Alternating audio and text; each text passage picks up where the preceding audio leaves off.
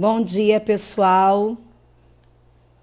Desculpa o atraso, é porque tivemos que fazer aqui uma conexão novamente aqui, reconectar. Sejam todos bem-vindos.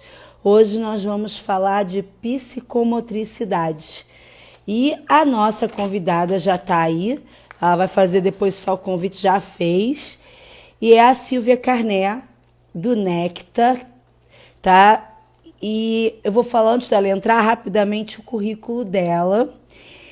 Ela é psicóloga, ela é fonoaudióloga, pós-graduada em psicomotricidade pelo IBMR, especialista em psicomotricidade pelo Conselho Federal de Psicologia, formadora reconhecida pela Associação Europeia de Escolas de Formação em prática psicomotora, é formadora representante nacional exclusiva da prática psicomotora couturier, ela é titular da Sociedade Brasileira de Psicomotricidade, desculpa, Associação Brasileira de Psicomotricidade, é representante técnica do Espaço Nectar, e está há mais de 40 anos, ou há quase 40 anos, a estudar o desenvolvimento infantil e auxiliando as crianças e as famílias, tá? Na área de educação e saúde. Então, eu vou chamar a Silvia, que é uma pessoa muito especial, muito querida, e ela vai se conectar com a gente aqui. Estou aguardando aqui a conexão.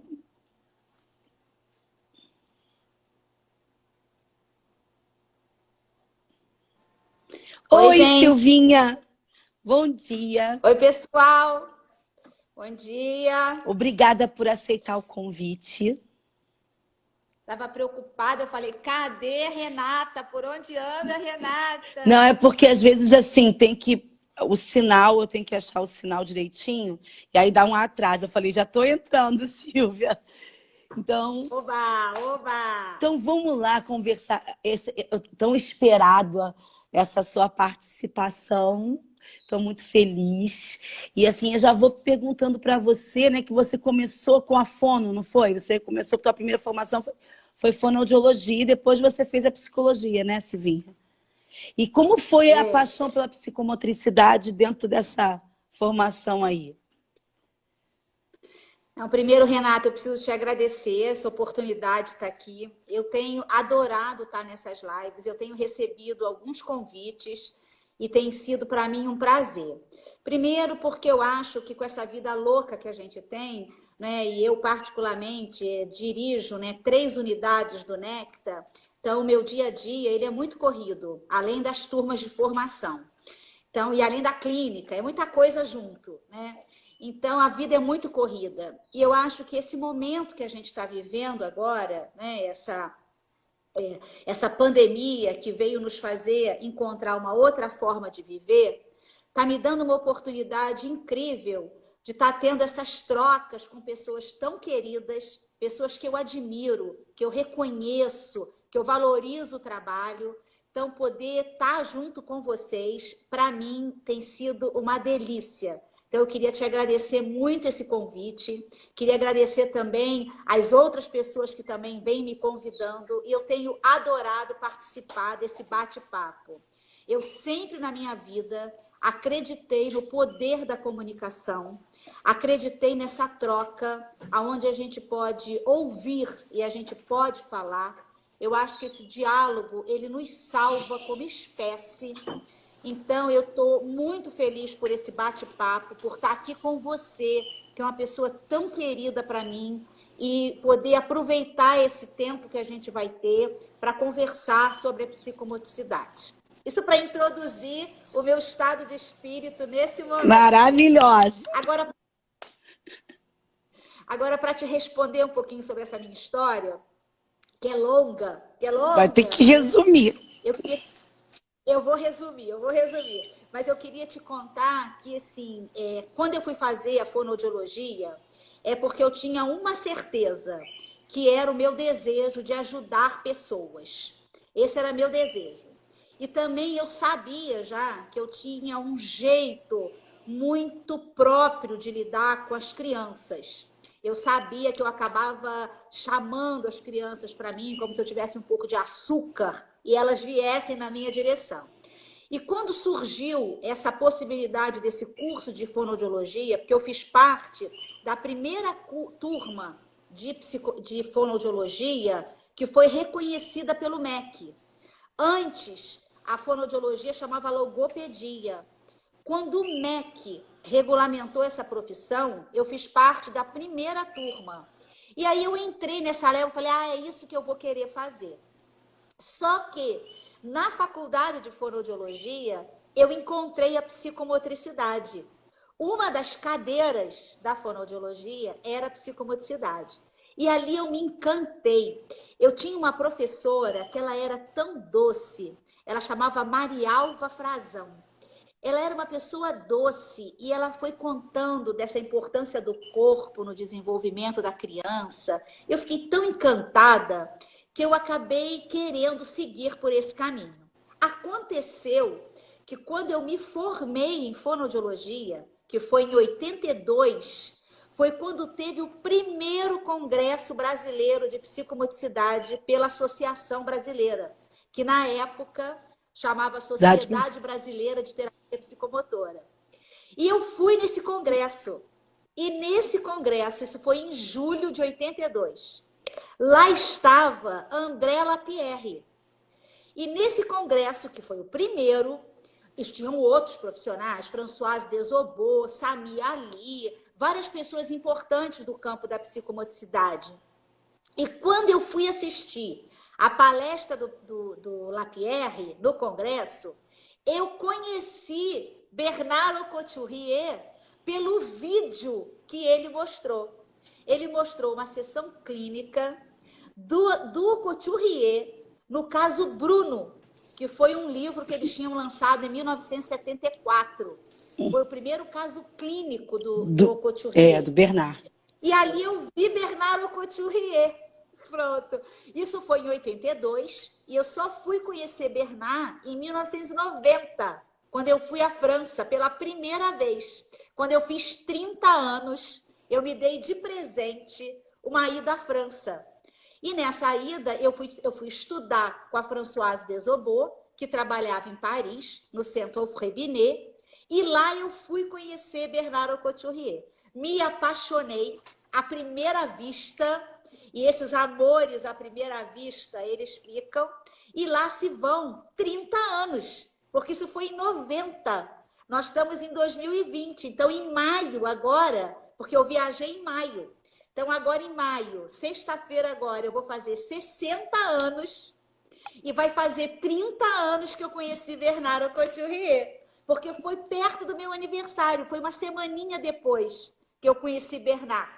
Olha que história, Renata. Então a gente está celebrando esses 30 anos dessa história com o Bernard, dessa parceria com ele, uma parceria muito bacana. E, ao mesmo tempo, eu estou comemorando agora, sexta-feira, meus 60 anos. Então, olha que delícia. Então, essa live, ela é muito comemorativa. Ela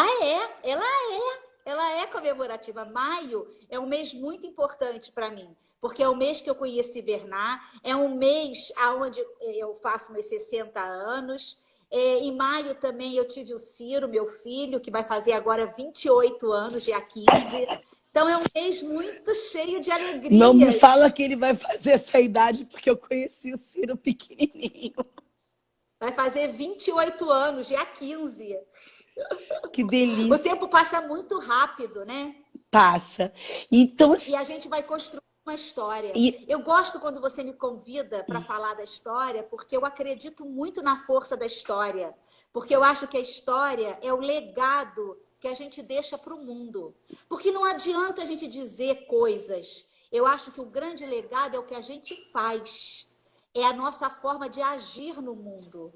Então, para mim, esse é o maior legado. E lá se vão, na minha vida profissional, mais de 30 anos. Eu me formei em 82, você vê, vai fazer 40, né? E você é uma ótima contadora de histórias. Eu adoro, eu sei, adoro. E a gente adora te ouvir. Eu fico assistindo as suas lives e que você começou a fazer e são realmente deliciosas. E aí vem uma pergunta que todo mundo me fez, né? Que falar de PPA para quem é, eu falo que para quem é da tribo é fácil, mas quando eu botei lá, vamos falar da formação PPA, todo mundo, o que é isso?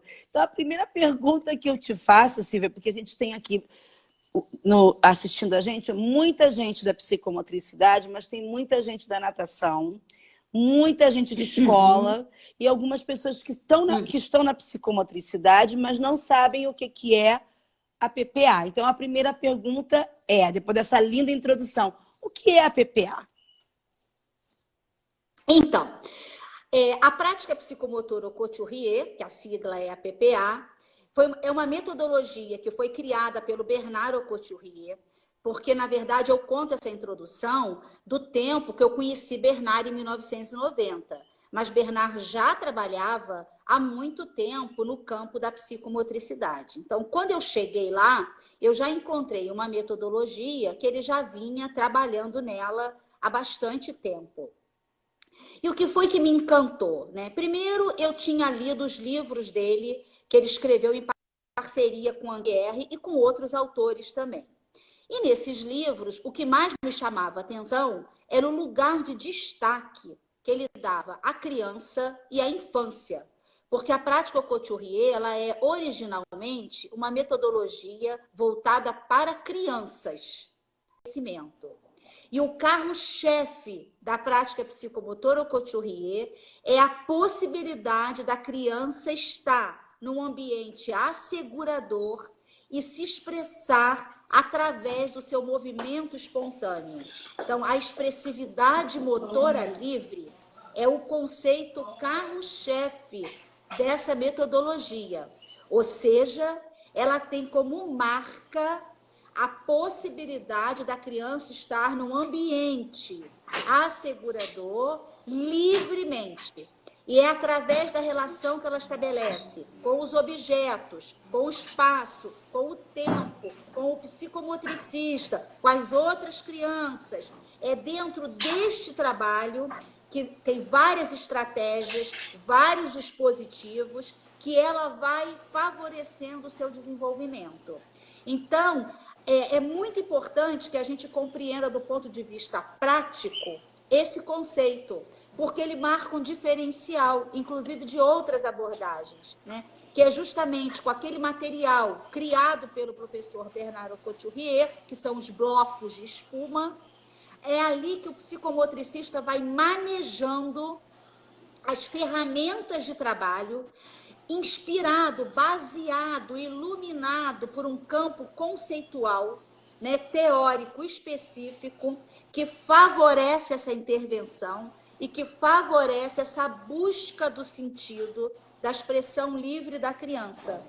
Então, os psicomotricistas que trabalham com a prática Couturier, eles aprendem a ajudar as crianças a partir dessa expressividade motora livre. Então, esse é o conceito prático, chave da metodologia. E qual é o conceito teórico? Vocês vão me perguntar. Qual é o conceito chave teórico? O conceito chave são os fantasmas de ação, que é exatamente o nome do livro que o Bernard escreveu apresentando essa metodologia. Fantasmas de ação e prática psicomotora. Então, essa relação entre o campo conceitual e o campo prático precisa se dar dentro da prática Couturier de forma muito coerente. E dessa interseção entre a teoria e a prática sai o sistema de atitudes do psicomotricista. E aí a gente compõe o tripé. Você acha que eu respondi de modo que as pessoas compreendam, Renata? Sim, acho. Perfeitamente. Eu acho que, na verdade, eu sempre digo isso, que eu acho que as palavras, elas não conseguem dar conta nem da beleza e nem da eficácia dessa metodologia, porque ela é muito bonita na sua estética e ela é muito eficaz, porque ela ajuda muito as crianças. Nós temos, não só nas famílias do NECTA, um reconhecimento muito grande por esse trabalho, da ajuda que a gente dá, como também dos profissionais que a gente forma, como eles nos dizem que essa metodologia acabou mudando a vida deles, acabou acrescentando muitos recursos, e como as crianças se beneficiam, né? Te respondi?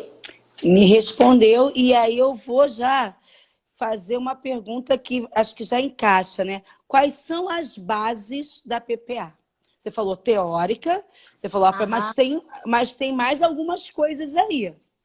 É que eu também não Não, posso ficar dando spoiler, né? Porque eu tenho a formação. É verdade. Não, é muito bacana você perguntar isso, porque a prática Couturier, ela tem 4 linhas de força. E essas linhas de força é que caracterizam, primeiro, esse enquadre da onde ela se situa, porque nenhuma metodologia cabe tudo dentro, né? Por mais maleável que ela seja, por mais flexível, por mais interlocuções que ela faça, uma metodologia ela tem princípios objetivos, estratégias objetivas, né? E a prática Couturier ela tem 4 linhas de força.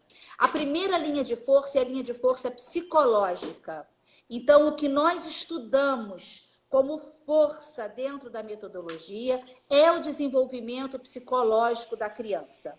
Então, quando os alunos vêm para a formação para aprender essa metodologia, mesmo que eles venham de áreas diversas, educação física, fonoaudiologia, psicologia, fisioterapia, a base que eles vão aprender é a base psicológica de como esse processo se dá. A outra linha de força é a linha de força relacional. A prática Couturier, ela é uma metodologia que valoriza, que coloca no centro do dispositivo a qualidade da relação com a criança. Então, é muito importante que o psicomotricista possa ir cuidando dessa qualidade da relação. E como nós estamos no campo profissional, essa qualidade da relação se aprende, se desenvolve. Então, essa é a segunda linha de força. Nós damos muita ênfase a essa saúde relacional estabelecida com a criança. A terceira linha de força é uma linha de força filosófica que coloca a criança no seu lugar de importância dentro da infância. E dentro dessa linha filosófica, o grande conceito que a gente estuda é a noção de respeito à criança e de consideração à infância. Porque muitas vezes a gente pensa que respeita uma criança, mas na verdade não é bem assim que as ações se dão. Então é uma linha de força muito importante colocar a criança no lugar de importância que ela tem, que não é o centro do universo, mas no seu lugar de importância, considerando a infância como uma etapa fundamental de todo um processo de amadurecimento humano. Então, essa é a terceira linha de força. E a quarta e última linha de força é a aplicação prática dessa metodologia. A prática Couturier, como o nome já diz, ela é uma prática. E como prática, ela precisa ter definida princípios, valores, estratégias, objetivos, sistema de atitudes, dispositivos e campo conceitual. Tudo isso bem delimitado para que a gente possa, diante de uma criança, saber exatamente o que a gente tem que fazer.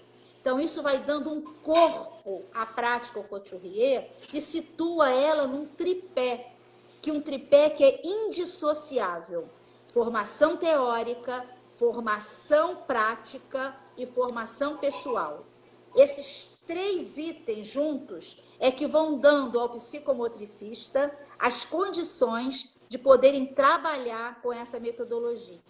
Que, sabe, é uma metodologia que é simples e complexa ao mesmo tempo. Ela é simples porque ela parte das 2 naturezas humanas, a minha e a da criança. Então, somos seres humanos em relação. Isso é incrível, é muito simples. Por outro lado, ajudar uma criança no seu processo de amadurecimento, favorecer seu desenvolvimento, é muito complexo.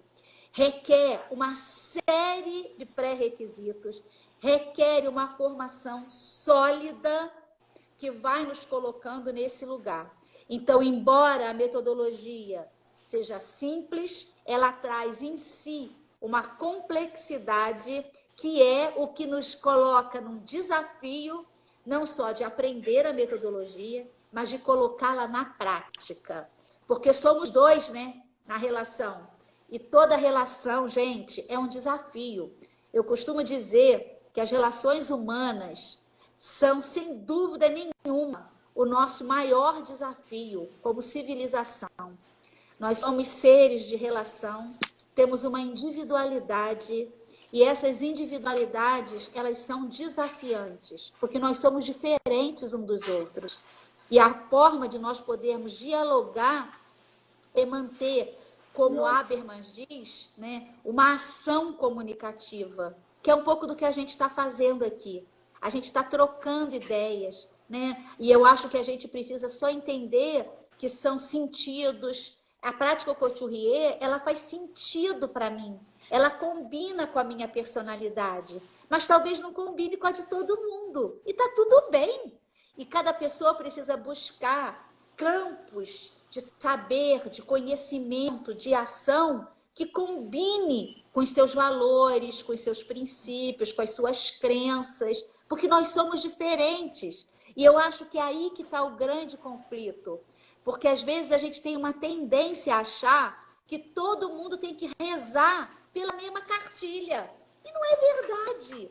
Nós temos abordagens diferentes, mesmo no campo da psicomotricidade, pela Associação Brasileira de Psicomotricidade, hoje nós temos 11 linhas em psicomotricidade.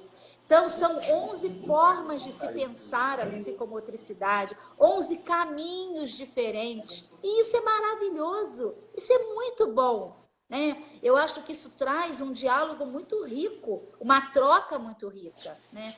Então, não são verdades, são princípios, são crenças, né? São sentidos que vão fazendo com que a gente haja na vida, o que a gente vai construindo. Isso é muito bom, é muito bonito, não é? É lindo demais. E o que fez a Sílvia Carné, né? E aí eu sou testemunha desse início, trazer a formação PPA para o Brasil. Não, então, isso foi um desafio, sabe, Renata? Foi um desafio assim. Primeiro, porque quando eu cheguei lá e que eu me encantei com essa metodologia, a proposta era que eu ficasse 2 anos lá me formando com Bernard Couturier. E eu, na verdade, eu não podia ficar 2 anos lá. Eu tinha uma vida aqui, eu tinha uma família aqui. Então, eu precisava voltar para o Brasil.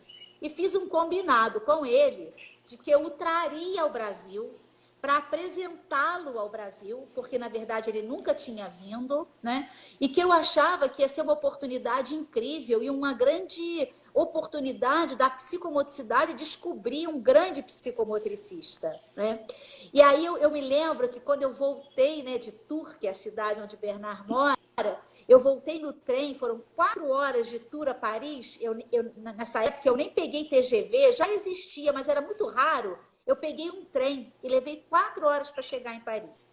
E eu vinha pensando o que eu ia fazer para trazer o Bernard. Em 90 eu não tinha o Necta, porque eu inaugurei o Necta em 91. Então, o Necta, em março de 2021, ele faz 30 anos. A gente vai fazer uma festa, Bernard virá, vai ser muito bacana. E aí, eu vim pensando como é que eu ia trazer Bernard. Fiz um evento em 1991, trouxe Bernard, né? E ali eu apresentei Bernard ao mundo da psicomotricidade no Brasil. De lá para cá, então, eu dizia para ele, Bernard, a gente precisa começar uma formação aqui. Porque eu mandava meus vídeos, minhas sessões filmadas, né, em vídeo, naquelas maquininhas, e ele me mandava por fax a supervisão. Isso durou 5 anos. Eu mandava todo mês para ele uma sessão e ele me mandava a supervisão por fax, né? Então, teve um dia que eu falei, não, isso é diferente. Então, em 95, eu voltei à França e lá nós combinamos de começar uma formação em 96 que você estava presente. Nós começamos a formação em 1996 e de lá para cá nós já formamos, eu acho que umas 20 turmas, né? Ele foi formando comigo até 2000, até 2010, e a partir de 2010 eu segui formando, tem 10 anos que só eu que formo, né? E ele vem de vez em quando, ele vem, mas Bernard está com 86 anos, né?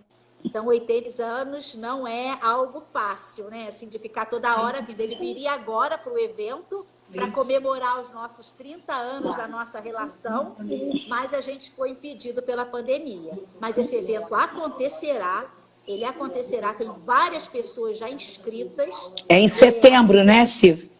A ideia é que seja em setembro, nós estamos com uma data agendada para setembro e a gente espera que ele possa vir, porque na verdade não depende só dele, depende também dele conseguir uma autorização do governo francês para vir, porque eles são muito rígidos. Bernard faz parte de um grupo de risco, então nós vamos torcer para acontecer em setembro. Mas se não for em setembro, será em outubro, se não for em outubro, será. Nós vamos trazê-lo assim que ele se sentir mais seguro de estar dentro de um avião com mais 200 pessoas, dele conseguir, porque vocês sabem, assim que essa pandemia começou, imediatamente a Air France cancelou a passagem dele, nem me perguntou se eu concordava. Cancelaram a passagem dele e agora, para essa passagem vir, depende da autorização do governo francês. Então, nós vamos esperar, eu acredito que dê certo, que até setembro a gente consiga, mas se não for setembro, será outubro ou novembro, assim que ele for liberado para vir. Eu lembro que eu lembro que essa primeira formação, né, eu falo que foi um longa-metragem, né, porque ela começou em 96 e foi até 2001, e com o tempo... Foram 6 anos. Foram 6 a primeira turma foi 6 anos. E assim, anos. Foi assim, era tudo um experimento, era tudo muito novo. E o que mudou? Muito novo. O que mudou daquela primeira turma de longa-metragem para agora o formato atual? Quantos anos são a formação? Quanto tempo? Que é uma pergunta que as pessoas também fazem. Não, isso é ótimo. É ótima a sua pergunta. Porque, na verdade, quando o Bernard chegou, a primeira turma foi um modelo muito inédito, né? Porque, primeiro, que ele não me contou muito dos detalhes, né? Então, tem até uma anedota, uma história muito engraçada, que é só um parêntese, só para animar a manhã das pessoas, que foi assim: quando eu montei a turma de formação, ele me disse, olha, o limite máximo são 40 pessoas. Eu quero trabalhar com turma de 40 pessoas. Aí eu montei a turma de 40 pessoas e eu era a aluna número 1. Porque, na verdade, eu montei essa formação para que eu me formasse, né? Para que eu saísse daquela relação de vídeo e fax, né? Eu queria viver a formação pessoal, eu queria escutá-lo falando, eu queria ver toda essa conceituação teórica colocada ali por ele. Então, eu estava muito animada de poder começar essa formação. E aí nós fizemos um evento que lançava a formação, né? Isso foi em outubro de 96, né? No Colégio São José. E aí, quando a gente estava lá, na véspera de começar a formação, durante o evento, algumas pessoas pediram a ele para entrar. Então, de 40 já eram 46 pessoas. E aí eu cheguei para ele e falei, Bernard, que coisa boa, amanhã a gente começa a nossa formação, eu sou a aluna número 1. E tinha uma moça que tinha conhecido Bernard na França muito antes de mim e que ela tinha um francês maravilhoso. E o meu francês era um francês tupiniquim, era francês de quem tinha feito um cursinho de francês, né? E aí eu chamei essa moça, que era, inclusive, completamente fluente na língua, tinha estudado muitos anos, enfim, convidei essa moça para fazer a tradução do Bernard. E aí, na véspera do evento, você conhece essa história, né, Renata? Na véspera do evento, o Bernard fala assim, quem é que vai me traduzir? Aí eu falei, a moça que está aqui e tal. Ela falou, ele falou, mas você então não vai fazer a formação. Aí a moça disse, não, vou, eu estou inscrita na formação. Ele falou, não, quem faz a tradução não faz a formação. Eu falei, como é que é? Como é que é essa história que você não me contou essa etapa? Ele falou, ah, não, a pessoa que traduz fica de fora. E aí a moça falou assim, eu não vou ficar de fora? Eu já me inscrevi, então eu não quero traduzir. E aí, moral da história, lá fui eu, com meu francês tupiniquim, para poder começar a traduzir Bernard naquela formação. Fiquei de fora da turma que eu montei para mim. E hoje eu rio, mas na época eu chorei muito. E Bernard, muito generoso, que sempre foi, é uma característica do Bernard, essa sua generosidade na transmissão do conhecimento. Ele disse para mim, tudo bem, a gente começa essa, você monta uma outra, e em janeiro, quando eu voltar ao Brasil, eu fico com 2 turmas. E assim foi. Eu montei uma nova turma, e aí, em 97, em janeiro de 97, nós começamos com a 2ª turma, e de lá nós fomos seguindo com 2 turmas. Por isso que demorou esses 6 anos, a gente separou as pessoas da prática educativa da prática clínica. Então, é uma história engraçada essa. Então, e depois ainda teve assim, quem fez a educativa separou, clínica e educativa. E depois ele deu mais 2 anos para o pessoal da educativa fazer. Exatamente. Foi uma saga. Exatamente. Depois a gente continuou. Bom, aí quando chegou em janeiro de 97, eu já tinha aprendido com a experiência, e aí na turma que eu montei para mim, eu contratei uma tradutora. Então tinha uma tradutora contratada, eu era aluna da formação, eu não traduzia, e aí foi incrível, Renata, porque o universo é muito sábio e ele é muito generoso, porque ali, em 96, eu comecei a minha formação para me tornar formadora, sem eu saber, porque uma semana eu traduzia e nessa tradução eu ia aprendendo, então eu aprendia sobre a prática au couturier, eu aprendia sobre como manejar um grupo, porque ele ia me dando as dicas de que um formador deveria fazer. E eu ainda tinha as aulas de francês com ele, porque eu aprendia francês. Então, era o melhor dos mundos, sabe? Então, durante uma semana, eu ficava nessa formação, no primeiro grupo, como tradutora, e na segunda semana, eu era aluna.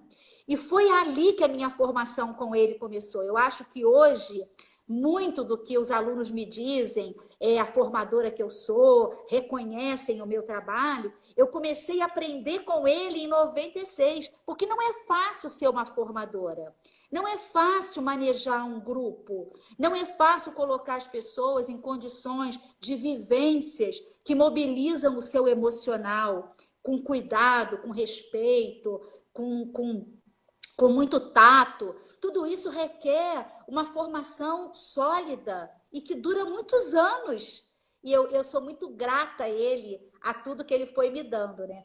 Então, assim, isso foi... depois a gente montou uma outra turma, eu continuei traduzindo, aí meu francês foi melhorando. Eu comecei a ter um feedback muito positivo dos alunos, porque os alunos falavam, nossa, eu nem sei, eu nem me dou conta que Bernard está sendo traduzido. E um bom tradutor é esse, que traduz e parece que a pessoa está ouvindo a voz de quem está falando, né? A gente foi criando uma sintonia, sabe? Assim, uma coisa, a gente ficava o dia inteiro junto, Renata, assim, mais 2 semanas, 15 dias, um ao lado do outro, assim, um sentindo o cheiro do outro, vendo os gestos do outro. A gente foi criando uma mistura ali, sabe? Que eu já sabia o que ele ia dizer. Eu já sabia a frase que vinha a seguir, porque a gente foi criando essa ligação. Isso foi durando até 2010. Em 2010, a minha primeira turma eu comecei em 2007, e em 2010 nós combinamos, então, que eu seguiria e que ele iria de vez em quando. Foi ficando cada vez mais difícil para ele vir, principalmente no calor. Ele se sentia muito mal em janeiro no calor.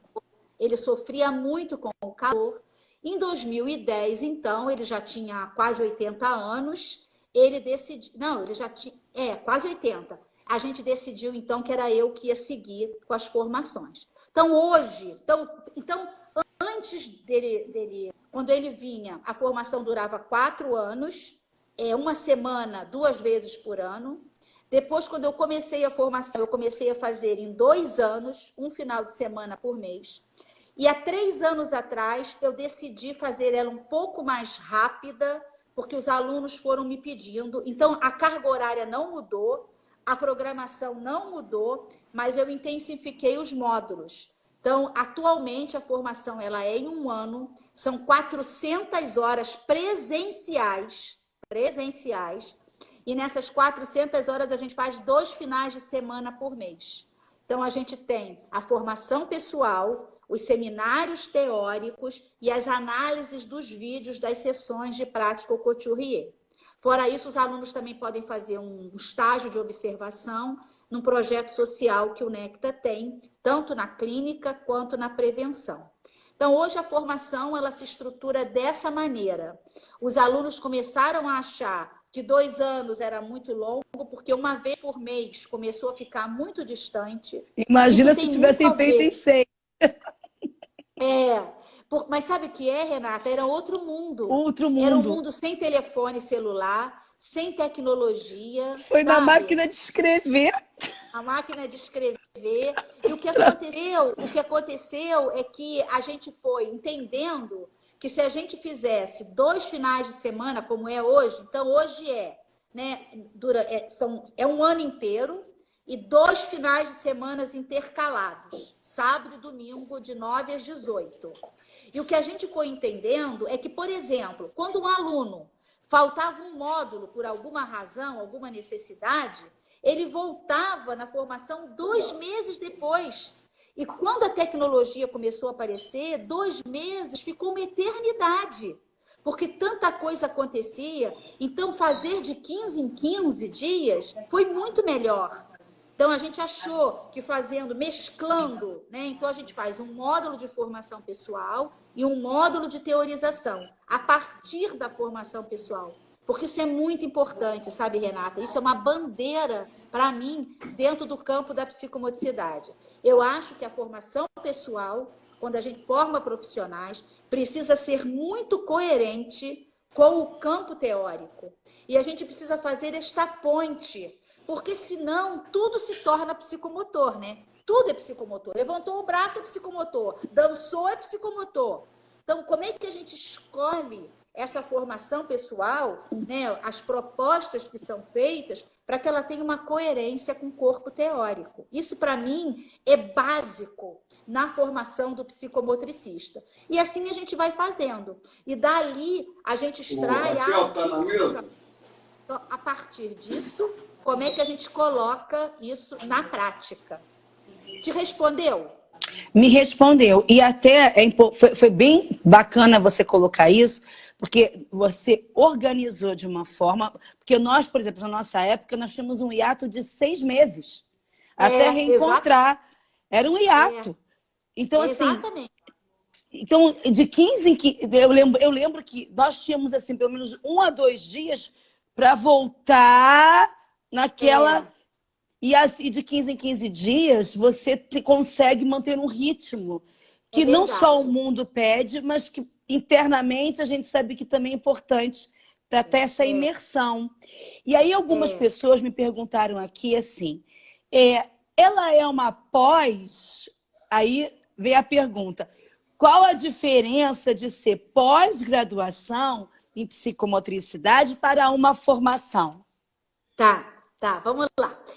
Ela é ao nível de pós-graduação, porque ela é para profissionais da educação e da saúde com o nível universitário concluído. Então, esse é um pré-requisito para entrar nessa formação, né?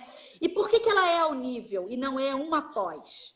Porque os cursos de pós-graduação, eles precisam ser chancelados por uma universidade. É necessário que seja. Já os cursos de formação, eles não precisam dessa chancela. A prática Couturier é uma formação chancelada pela Associação Brasileira de Psicomotricidade, mas não por uma universidade. E por que não é? E por que eu não pretendo que seja? Porque Bernard Couturier sempre criou sua vida profissional muito à margem da vida universitária. Porque a vida universitária ela tem também toda uma série de normas a serem seguidas na formação dos seus profissionais. E em respeito ao Bernard, né, essa sua forma de pensar, ele não quer que a prática couturier se submeta a essas prerrogativas que um curso de pós-graduação precisa exigir dos seus alunos. Então, a prática couturier, ela precisa ter uma liberdade de transmissão. Então, se baseando nesse tripé que eu falei, conceituação, conceitos teóricos, a formação teórica, a formação pessoal, que é muito importante, que tem a mesma carga horária da teorização, e a aplicação na prática. E a gente sabe muito bem que os cursos de pós-graduação, e nós sabemos disso, eles não têm esse compromisso de ter uma mesma base de horas de carga horária na parte teórica e na parte de formação pessoal. Eu mesma já dei muita aula em curso de pós-graduação e eu sei que isso não é algo estruturado dessa maneira. E para o Bernard, essa relação entre a formação pessoal e a teorização ela é muito importante. Então, por isso, a prática couturier ela se manterá como uma formação chancelada pela associação, mas não vinculada a uma universidade. Não é do meu interesse que a prática couturier pertença a uma universidade. E aí sim ela seria uma pós-graduação, porque ela estaria chancelada pela universidade. E eu acredito que isso não acontecerá. Em respeito ao Bernard, e porque também eu acho que no NECTA nós temos toda a liberdade do mundo de construir uma formação que ajude os profissionais a se tornarem cada vez melhores, e é isso que me interessa, sabe? E a gente sabe que um curso de pós-graduação tem exigências que para os cursos de pós são importantes, mas que numa formação para nós não são tão fundamentais assim. Então, a gente não precisa estudar dentro da formação, por exemplo, metodologia científica, formação de monografia. Isso não quer dizer que os alunos não confeccionem seus trabalhos, mas é com outro nível de exigência, é com outro objetivo, né? Porque, para mim, o objetivo central é de que quando um profissional esteja diante de uma criança, ele seja o melhor que ele pode ser na qualidade daquela relação com ela. Este é o grande objetivo e o grande desafio da prática couturier, que ele possa ajudar aquela criança nessa dimensão relacional a se fortalecer, a vencer seus desafios, a vencer suas dificuldades. Essa é a grande diferença entre uma formação e um curso de pós. Todo curso de pós ele é cancelado por uma universidade. E agora, no entanto, os cursos de formação com mais de 360 horas têm, quando um profissional vai fazer um concurso, a mesma pontuação. Eles reconhecem. Ainda mais a formação do NECTA, que é um órgão reconhecido pelo Conselho de Psicologia. Vai dando uma margem de pontuação em concurso. Isso foi importante. Perfeitamente. Ficou. E outra coisa, também não impede que você faça uma pós de psicomotricidade e faça depois a formação PPA, ou ao contrário. Porque é como você falou, né? As coisas não são uma única verdade. Você tem... E eu nunca vou me esquecer uma coisa que o Bernard falou para mim. Ele, numa daquelas reuniões que ele fazia individualmente, ele disse, no momento, nunca vou me esquecer dessa frase, você está inundada de mim. Mas é importante que você leia, que você veja, que você ouça outras pessoas, outras linhas, até para você se construir. Então, assim, isso ficou muito marcante para mim. Essa generosidade dele. A generosidade dele é tão grande a esse ponto, dele ter a percepção de que do que ele faz não é a verdade absoluta. E que a gente precisa se abastecer, né? Claro, não sei se... claro. E tem outros autores e tem outros recursos dentro do campo da psicomotricidade que também são muito importantes. E eu acho que é isso que eu disse, a gente precisa ir encontrando o que faz sentido para a gente. E normalmente, Renato, o que faz sentido para a gente é o que combina com a nossa personalidade. o que tem a ver com as nossas crenças, com os nossos princípios de vida. E eu costumo dizer, né, que o que a gente vai marcando as escolhas que a gente faz.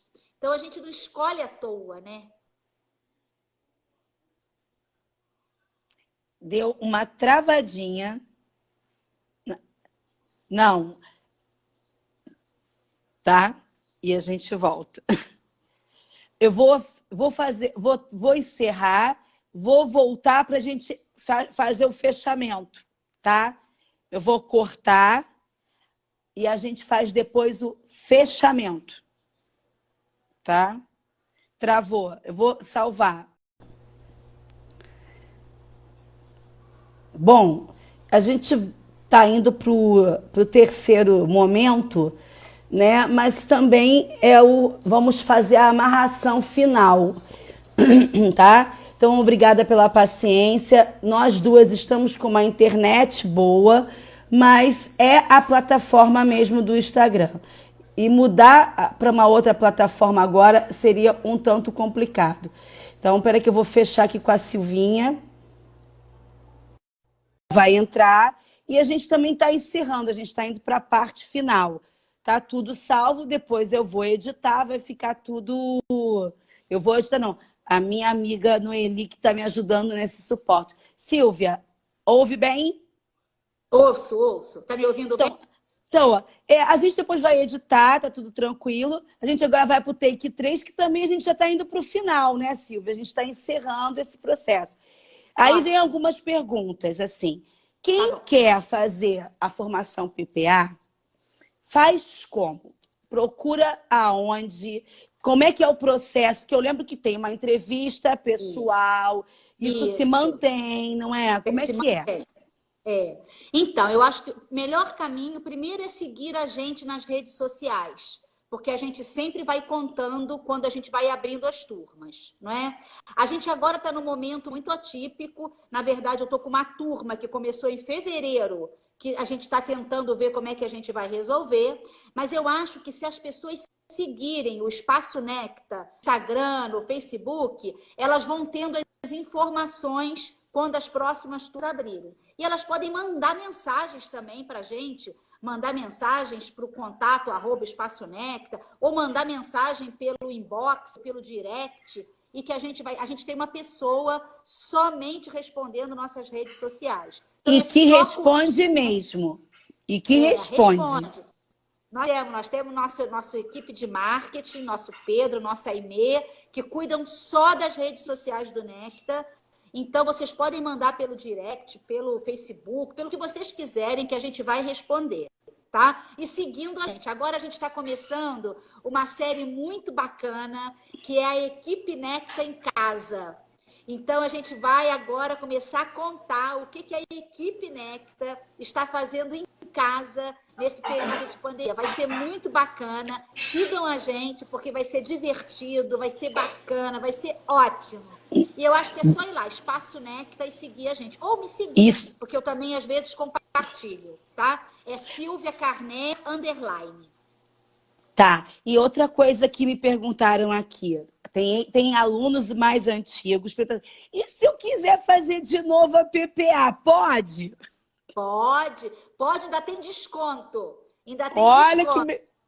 Os ex-alunos, eles gostam de pedir para fazer novamente. Tem vários alunos que fazem de novo, porque aí o que acontece? É outro grupo de alunos, e com outro grupo de alunos, tudo muda. A metodologia é a mesma, mas o contexto muda. Então, eles gostam de voltar para continuar no campo das supervisões, para continuar aprendendo, e eles têm 10% de desconto, os ex-alunos. E outra coisa, nós também mudamos, né? Claro, nós mudamos. Claro. E aí o olhar... Exatamente. E aí pediram também para perguntar, eu sei que não é o tema, mas para você falar um pouquinho do AMA Lúdico. Ai, meu AMA Lúdico querido! Então, essa foi uma formação que eu criei, né, separada da prática Couturier, mas inspirada na prática Couturier, justamente para dar um destaque à dimensão lúdica humana, que é um tema que eu estudo há muitos anos. Eu estou escrevendo um livro sobre isso, né? Eu acredito demais na ludicidade humana. Eu acho que o lúdico nos salva. A ludicidade salva vidas. E é um conceito que não tem nem antônimo e nem sinônimo. Ele precisa ser explicado. Então, eu me dedico a escrever sobre esse conceito. E, para isso, eu montei uma formação justamente para que eu tivesse uma interlocução também com os alunos, para que a gente pudesse juntos ir pensando esse conceito. Meus alunos me ajudam muito a ampliar cada vez mais esse conceito que eu estou trabalhando, que é o conceito de amadurecimento lúdico. Venho trabalhando muito com eles sobre isso. É uma formação, eu já formei 4 turmas em amadurecimento lúdico. Esse ano eu acabei fazendo só PPA, porque as 2 formações me sobrecarregam muito, né? Mas ano que vem, quem sabe, eu abro uma outra turma. Vamos ver que mundo será esse pós-pandemia. Eu acho que nós não sabemos que mundo esse será quando essa pandemia passar. Então, eu acho que o mais importante é que a gente continue em contato uns com os outros, para a gente construindo projetos que, para mim, precisa construir novos mundos. Eu acredito com todas as minhas forças, Renata, que eu vim nesse mundo para construir. A destruição não me agrada, não me dá nenhum prazer, eu gosto de construir. Então, vamos ver o que vai acontecer com essa próxima turma de Emalúdico. Mas hoje é o que eu mais me dedico a estudar. Já estão pedindo aqui, para depois a gente agendar, uma live só para falar do Amalúdico. A gente faz. Com o maior prazer. Com o maior prazer. Muito bom, muito bom. Tá, a gente vai fazer outra. Eu vou trazer conceitos muito legais que eu trabalho com esses meus alunos na formação e que são conceitos que têm uma aplicação muito eficaz também. Você pode ter certeza disso, que vem ajudando muito aos profissionais a melhorarem a sua qualidade de relação.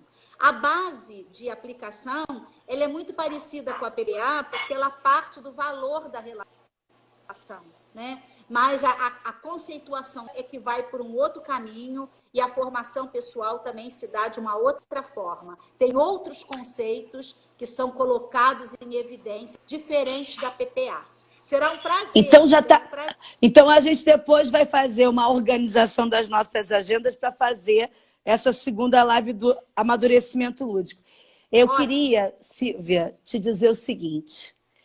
Não tem como ouvir você, né? Os seus olhos que brilham ainda são os mesmos olhos que a gente partilhou em 96, 97, 98, até 2001 ali. Eu nunca vou me esquecer do Bernard se referindo a você. Eu estava presente nesse dia como uma formadora, que ele tem também essa simbiose, essa relação profunda. Então, não é só de você para ele, é dele para você, dito por ele, testemunhado por mim e por outras pessoas. E, assim, você e o Bernard sabem o quanto a formação foi importante para a minha vida, né? Vocês sabem disso. Eu entrei uma menina naquela formação, eu fico até muito emocionada de falar, porque por mais que você talvez, é isso que eu quero dizer para as pessoas, talvez algumas pessoas não vão conseguir botar em prática, né? Ou vão colocar depois de algum tempo, mas não se desesperem, porque ela é tão profunda, ela é tão transformadora, que primeiro a transformação acontece na gente, né? E eu digo que essa formação, ela me transformou e eu nunca perdi essa conexão, nem com você, nem com o Bernard. Então, assim, eu queria agradecer demais por poder, através dessa live, reverenciar Bernard. E, através de reverenciar Bernard, também reverenciar você, porque você é extremamente importante dentro do panorama da psicomotricidade e na formação PPA. Você realmente... não é puxação de saco. Você sabe o que eu quero dizer. Você sabe o que eu quero dizer. A estrutura estruturante, né? Então, é muito importante isso. muito obrigada. Eu queria dizer de coração que a PPA é uma transformação de vida. Eu nunca mais olhei para uma criança da mesma forma depois que eu fiz a PPA. Então, deixo com você as palavras finais, dizendo assim, primeiro, muito obrigada a você e transmito ao Bernard. E termino para você, deixando você aberta para falar para as pessoas e finalizar essa live. Não, eu só tenho que agradecer, eu adoro, é um prazer estar com você, é um prazer poder fazer essa história, eu acho que essa história nos representa a nós, né, as profissionais, o mesmo desse percurso que você vem construindo, né, um percurso lindo, a gente precisa celebrar nossas histórias. E nossas histórias profissionais, elas são nossas histórias pessoais, não é? Então, eu quero agradecer a presença das pessoas aqui. Quero dizer também que esse é um momento importantíssimo que nós estamos vendo, que a gente possa sair dessa pandemia melhores, como pessoas melhores, trazendo contribuições melhores ao mundo. Quero dizer que a gente precisa se cuidar. Então, por favor, se cuidem, fiquem em casa, não levem em consideração muitas pessoas que vêm influenciando, eles voltem para suas vidas. Nós estamos vivendo um momento de subida do pico do adoecimento. A Covid é um vírus que produz uma doença sistêmica. Então, se cuidem, cuidem das suas famílias, porque isso vai passar e nós vamos construir um mundo ainda melhor. Muito obrigada pela presença e até outra hora. A gente vai se falando, tá? A gente vai se falando e a gente volta com o amadurecimento lúdico. Silvia, Tchau. Beijo. Muito obrigada. Beijo, tá bom? Tchau, obrigada gente. A todos. Depois eu mando para você tudo editado. Tchau. Uma boa tarde para todos. Obrigada, gente. Tchau. Fiquem com Deus. Obrigada. Obrigada.